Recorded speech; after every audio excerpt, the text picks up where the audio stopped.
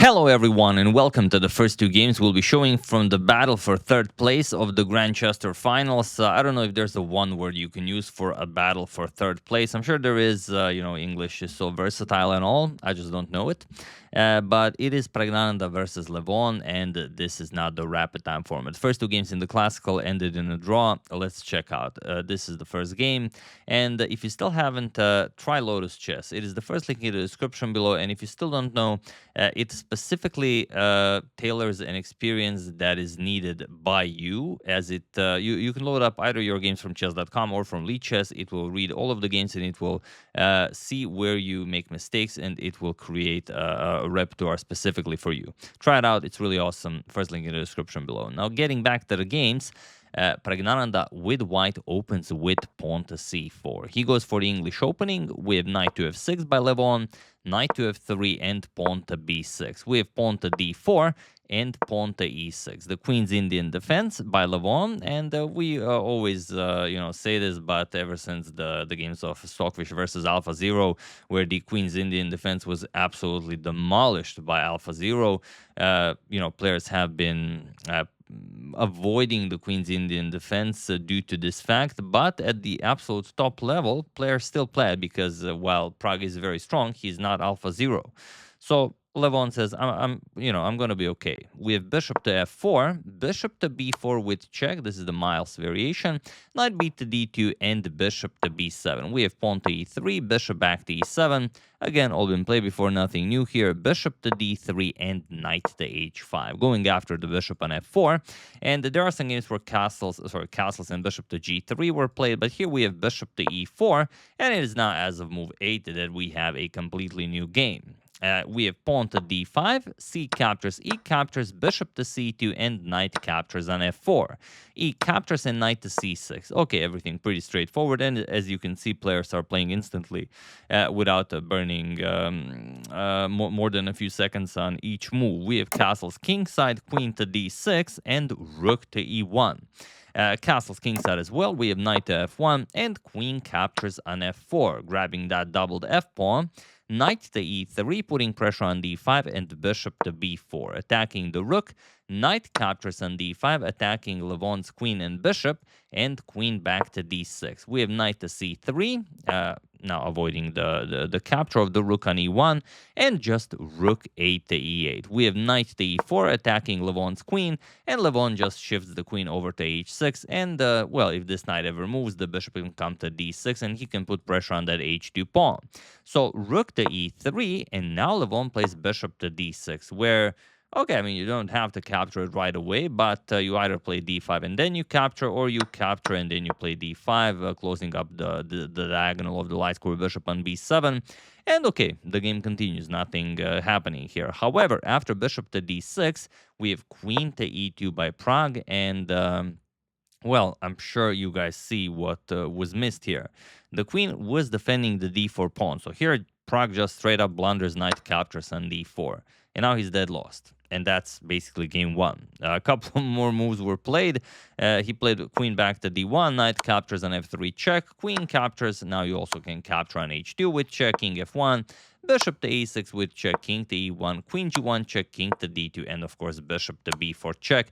And here Prague resigned, as there is nothing more to be done here. Once you move the king or play knight c3, you're just going to lose the rook on a1. You're just down a full rook, and of course there's no point in playing this. So this is what happened in game one. And in game two, it was none other than Levon who had the white pieces, and this game is just as short. Now look at this. Levon opens with pawn to d4. We have knight to f6, knight to f3, and pawn to d5. We have pawn to c4 and pawn to e6. So now a standard queen's gambit declined. Knight to c3 and bishop to b4. We have bishop to g5. So the Ragozin with bishop to g4. We have d captures on c4. Pawn to e4 and pawn to c5. We have bishop captures on c4, c captures on d4, and knight captures on d4. So all been played before, nothing new here. We're now in the three knights, the Vienna variation. Bishop to d7, castles kingside, and knight to c6. Again, nothing new being played here. You can see that the players are gaining time instead of losing it, so they're well within their preparation. We have rook to c1, pawn to h6, and the bishop to f4. And there actually is a game, believe it or not, from 1997, from the Dos Hermanas tournament between Vladimir Kramnik and Vishwanathan Anand, where castle's kingside was played. But here, Pragg doesn't go in the footsteps of his master Anand. Rather, he goes for knight captures on d4, which is the top move recommended by the engine, actually. And it is now, as of move 11, that we have a completely new game. To which Levon responds with queen captures on d4. We have bishop to c6, offering a queen trade, and the bishop to d5. Levon, again, trying to be tricky. Now, if Pragg captures, you can just play queen captures on b4. You prevent Pragg from castling, and white is just already winning here. So instead, after bishop to d5, Pragg says, all right, I'm just going to castle kingside. You can have the bishop. Queen captures on b4, e captures on d5, and now rook f to d1, pinning the d pawn. And Pragg should tread very lightly here. Because if he doesn't play pawn to a5, his position is lost. And he did not play pawn to a5 here. He played rook to e8, and now look at this. E captures on d5, knight captures. We have knight captures on d5, bishop captures, and now even just pawn to g3. A very important move, as you have to be mindful of your king's safety, but there's no way to unpin here. That's the problem.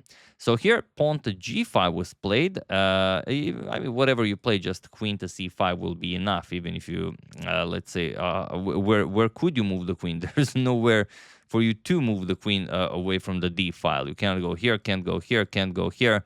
And even if you could, I mean, you wouldn't want to, because you also have to defend the bishop. So your option is the d8 square, the a5 square, or the g5 square, and those are just not available for you. That's why pawn to g5, hoping for a retreat like bishop to e4, because then you can actually play rook e5, defend the bishop, and maybe continue the game. But of course, Levon does not allow it. Bishop to c7, attacking Pragg's queen, queen d7, and queen to c5, and there is no way to avoid the loss of a bishop. Or rather, there is, but you have to concede even more than that. Rook 8 to d8 was played. Bishop captures, we have rook captures, and now rook to c3, preparing to double up on the d file and just win the bishop. Pawn to b6, attacking the queen, queen to c7, and queen to e8, followed by rook to e3, forcing the queen to f8, queen to f8, and here Levon played queen to e7, and he was in this position on move 25 that Praggnanandhaa resigned the game, as there is nothing more to be done here. Once you trade, it's merely a matter of going back and attacking the bishop, and if you don't trade whatever you played, then white will trade, and after king captures rook e3, you lose the piece, and you're just going to be down a full rook. So basically a walk in the park, and I think Levon was very angry because in the second classical game, it was an equal position, and Pragg was just trying to win it, dead equal position. He was playing and playing and playing. As he's the younger player, Levon wouldn't have it. He held a draw, and now, well, he just showed Pragg what's what. But these are the first two games. 4 more to be played, as here everything will be played out. Doesn't matter the result. So we will have 4 more games, and as usual, I will keep you guys informed. So yeah, hope you enjoyed it. Those were the games. I would like to thank Robert Arathun, Rokaho, John Anderson, Ulrich Tini, and Gerard St. Pierre for your contribution to my channel. Thank you a lot. I really appreciate it. As usual, you can check 2 of my previous videos here. Thank you for watching, and I will see you soon, continuing to check up on your wonderful suggestions and whatever else happens in the chess world. Thank you all. I will see you soon, and have an excellent rest of your day.